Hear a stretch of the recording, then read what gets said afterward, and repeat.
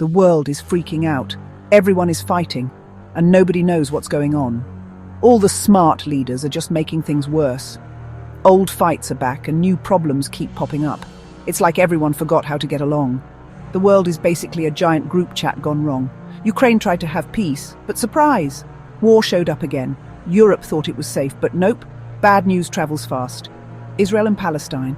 Oh, that's just a mess. Israel keeps making things worse and the whole region is on fire, literally. And guess what? The drama spreads everywhere. Iran and Israel are playing secret spy games. But don't worry, they might blow it all up soon. India and Pakistan, always ready to fight. Nuclear weapons? Sure, why not? India keeps acting tough, but honestly, it's just for show. These fights aren't just random. The old let's all be friends plan is falling apart. Nobody trusts anyone, and the rules don't matter anymore. Diplomacy? Yeah, good luck with that. No one's listening. Now whoever has the biggest army wins. It's like a playground fight, but with tanks. The UN? Totally useless. They just watch and hope for the best. Countries are picking teams and nobody trusts the other side. It's like dodgeball, but with missiles. Nationalism is back, and so is blaming everyone else. Working together? Not cool anymore. Everyone's scared of war, so leaders make weird choices. It's all about looking tough for the cameras. It's a loop. Act first, think later. What could possibly go wrong? All these little wars might join up and become one big mess. Because everyone's connected, nobody can escape the trouble. Thanks, Internet. The old rules? Gone. Now it's just who's the meanest wins. Now it's all about power. If you have tanks, you make the rules. So what's next? More drama? Are we about to see a huge world fight? Or is this just the warm-up? Either way, grab your popcorn. Imagine Israel and Pakistan actually going to war. Sounds crazy, right? Like something out of a bad movie. But hey, in today's world, who knows? But with all the drama going on lately, maybe we should actually talk about it. Because Israel isn't exactly known for playing nice, and Pakistan's got nukes. Israel's favorite move? Hit first, ask questions never. If they even think you're a threat, they'll come for you, especially if you've got anything nuclear. They've already bombed nuclear sites in other countries. Subtlety isn't really their thing. Pakistan, on the other hand, is always on Israel's radar. Why? Because they have the one thing Israel really hates: nuclear weapons they don't control. Israel's biggest fear: that Pakistan's nukes might end up with someone they don't like. Which, let's be honest, is pretty much everyone. So Israel spends a fortune on long-range missiles, fighter jets and drones, just in case they need to teach someone a lesson. And let's not forget the fancy refueling planes. Because why just annoy your neighbors when you can annoy people far, far away? Officially, all this is for Iran. Unofficially, Pakistan's in the crosshairs too. Oops! Meanwhile, some folks in Israel love to talk tough, acting like they're superheroes saving the world from evil. It's almost cute. Suddenly, bombing other countries is just normal business. Who needs international law anyway? There's no official plan to attack Pakistan, at least nothing they'll admit. But the Overton window keeps moving, and so do the goalposts. Israel likes to keep things vague. It's their way of saying, we might attack you, or maybe not. Surprise! In today's world, even the wildest threats get added to the just-in-case folder. Because why not? And then there's India. Always eager to join the club, but mostly just there for the snacks and the drama. India loves to act important, but when things get real, they're usually just waving from the sidelines. So is Israel really planning to attack Pakistan? Probably not tomorrow.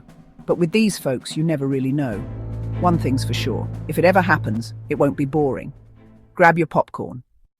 Welcome to Islamabad, where the weather is hot and the neighbors are even hotter, headed for trouble.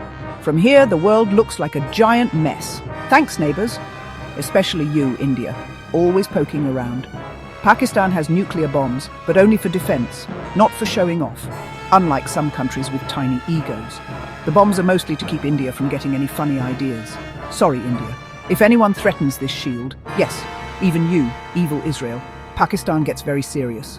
Even a tiny threat or a mean tweet from Israel makes everyone in Pakistan put on their serious face.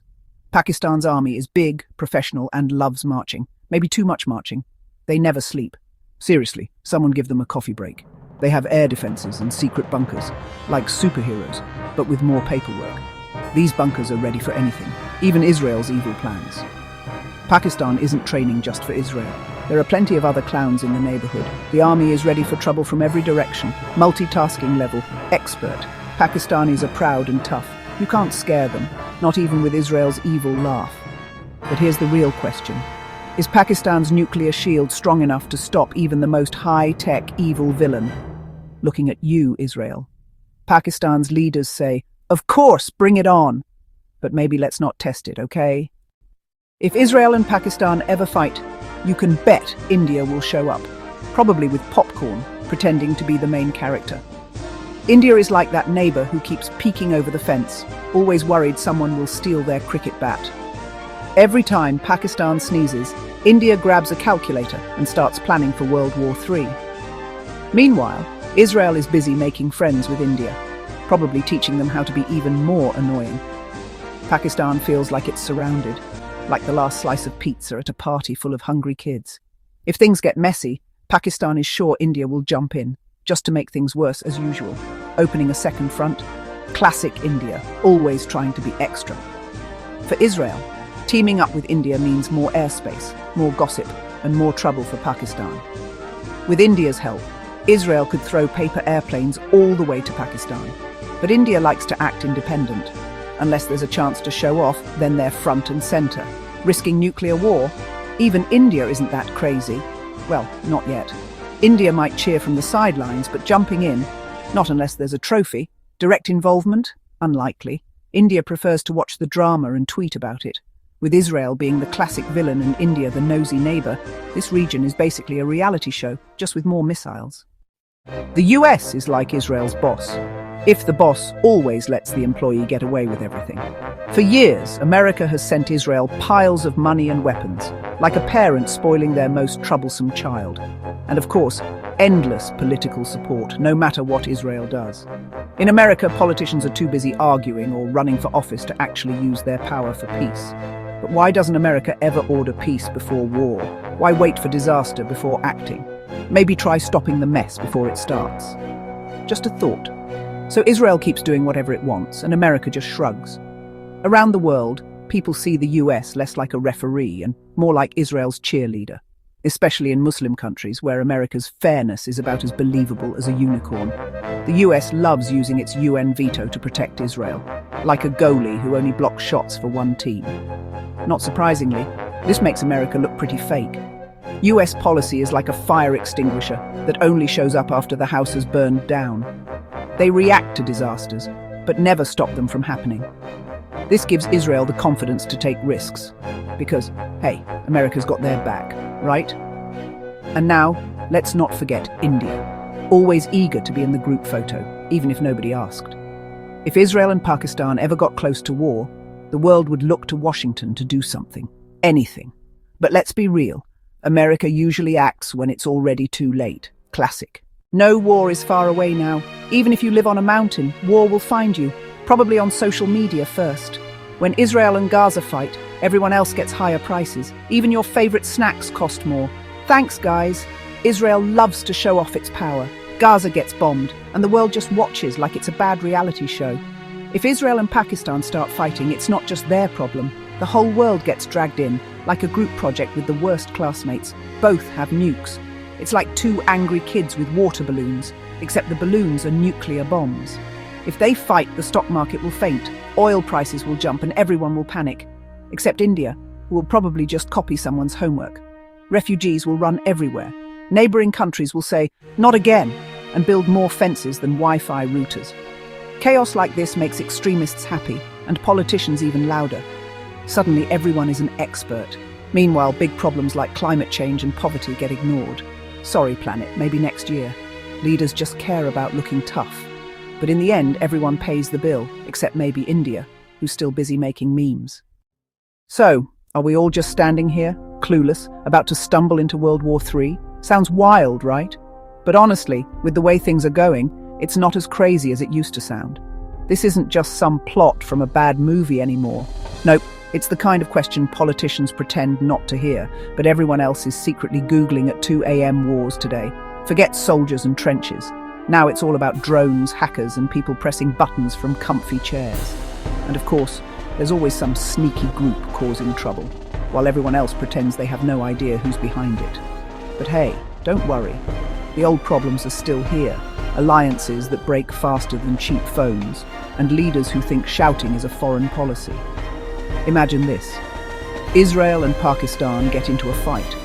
Suddenly everyone wants in, and things get out of hand, fast. Israel, of course, would probably start things off, because why not? And then India would show up, trying to look important, but mostly just making things messier. And don't forget the nuclear stuff. Because what's a world crisis without a little apocalypse flavor? The US, China, and Russia would all jump in, acting like referees, but really just making things worse. Middle Eastern countries. They'd have to pick sides, probably by flipping a coin, and then everyone would be even more confused. This is how world wars start. Not with big speeches, but with a bunch of people making bad decisions at the same time. But hey, we're not doomed yet. There's still time for some last-minute peace talks, or at least a group chat. But let's be real. The rules that kept us safe are falling apart, and world leaders are yelling louder than ever.